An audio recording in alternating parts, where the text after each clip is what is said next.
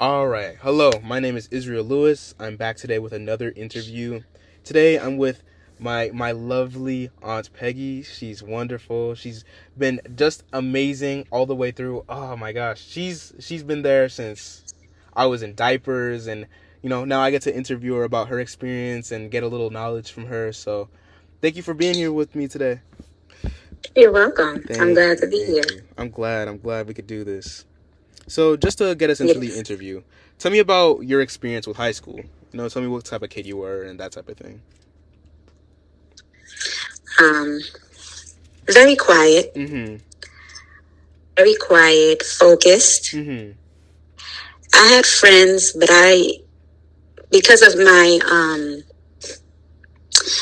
parents' strict rules, Yeah. I didn't do much after school, much less even participated in much stuff. Mm. But it was more so, I'm sending you to school, get things done. Yeah. So that was the mission I'm on. And I think it was better for me Yeah. because it allowed me not to get mixed up with the bad crowd. Yeah. Yeah. So I was basically focused Mm-hmm. and I got the mission completed. Yeah. Yeah. And I just stayed out of people's way and removed myself from the bad crowd. That's all. Yeah. Yeah.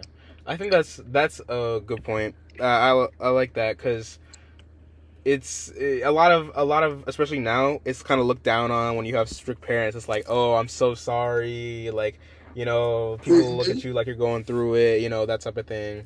Or if you have parents that really just want your best interest at heart, and it's like, you know why do we look at it like, oh wow, you're missing out so much? I feel like it could even be looked at as a privilege, a really really big privilege, because some people don't have their parents in their lives, and some people don't have parents that really care about what they do, and that can lead to all sorts of things that aren't great. So I think it should be, we can definitely change the culture to appreciate those parents that care so much, I feel like. And that's something that has definitely Correct. been underappreciated, in today's day.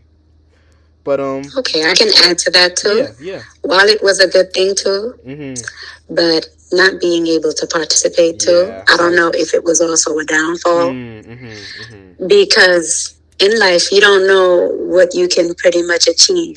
Yeah. But I think what it has to do with is your parents' views on life and what they see there, and they didn't want me to fall into certain traps. But at the same time too, I feel like I've been allowed to join certain things, do certain things. Yeah, Because, like I said, experience. I don't know what my life would have been. Yeah. Maybe I could have been, one of those basketball stars. Yeah. Maybe I could have been a track runner. Yeah. Maybe I could have, I don't know. But do I see myself as a person who didn't succeed? Absolutely not.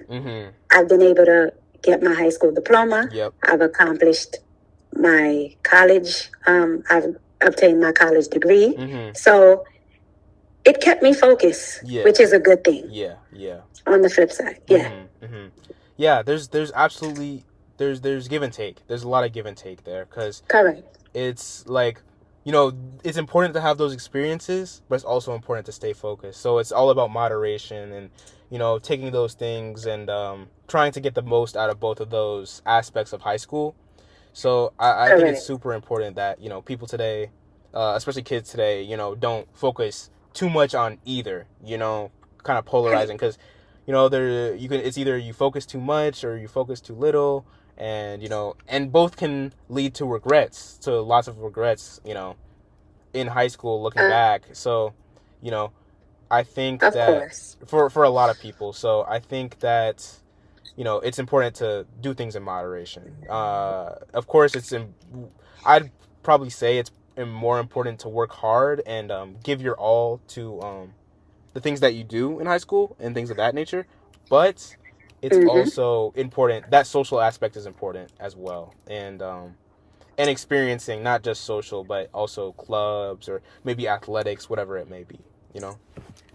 Correct. Yeah, but And the good thing about it is too, they taught me too not to be a follower. Have a mind of your own and don't let people pull you in any directions. Indeed. And you know what? During my high school years, I eventually started going out. Going out every day, partying. But you know what?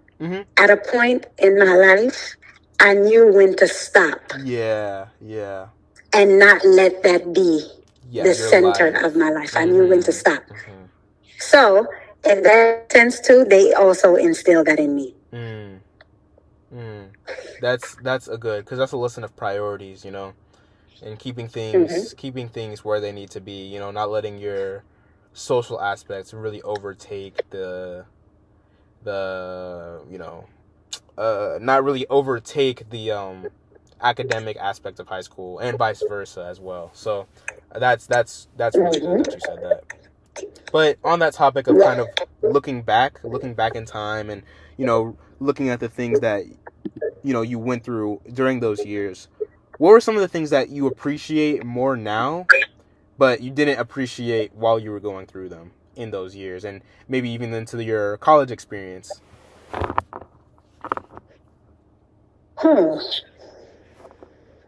What I appreciated is having two parents who cared.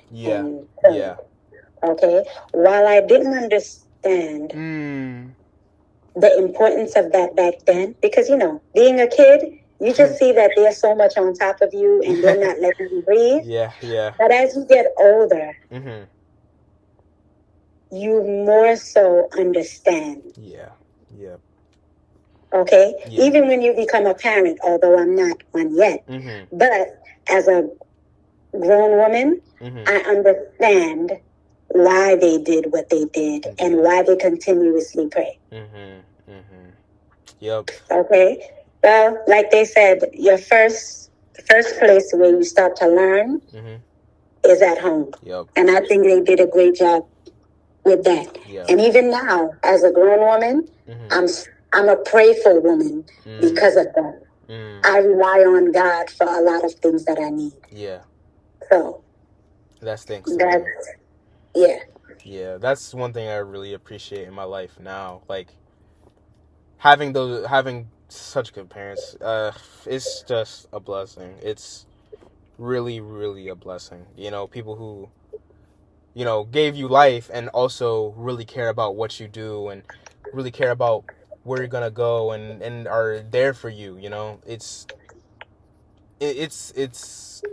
essential. And I feel like a lot of people might not have that, and it can be so easy to get wrapped up in, oh, they won't let me do this, they won't let me do that. But when it comes to people who care, parents who care, it's like it's so much deeper than that. Like, it's not like they just want you to stop you from having fun. They just want what's best for you, and at least what's best for you. And even if that may be something that you feel like is too much or whatever the case may be, you have to remember that their perspective is they're trying to achieve what's best for you, even if they may not know what that is. They're attempting. So I think it's important for us to realize our parents' outlook and look at the things from their lives. But also, there's plenty of people who live with parents that are not good and don't treat them well and don't care about them or whatever the case may be. So I think it only promotes how much gratitude we should have for the people in our lives like that. Correct. And with that being said too, we are blessed. Absolutely. We are blessed. And what's beautiful about it? Even at their older age, we can be there for them. Because it's just not learning about from our parents because they've been there or have more experience, but they can also learn from us. Because we're more on the outside and we know what's going on. A lot. While they do too, but we can learn from each other. So that's a great thing. Yeah, it really is just essential. And as we close out, what as me being someone who wants to learn more about people and learn more about the people who came before me and things of that nature, right? What are the types of questions that I should be asking?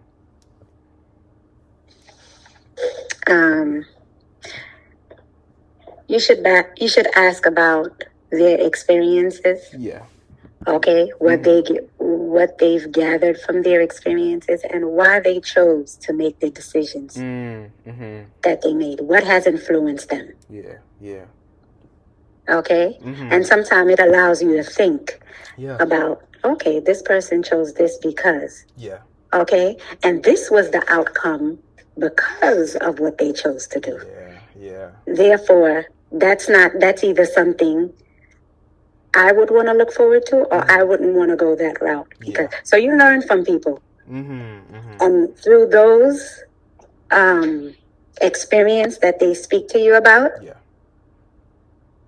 it allows you not to repeat their mistake. If you should also be in that same situation, or eventually get there. You know, so that's one of the things.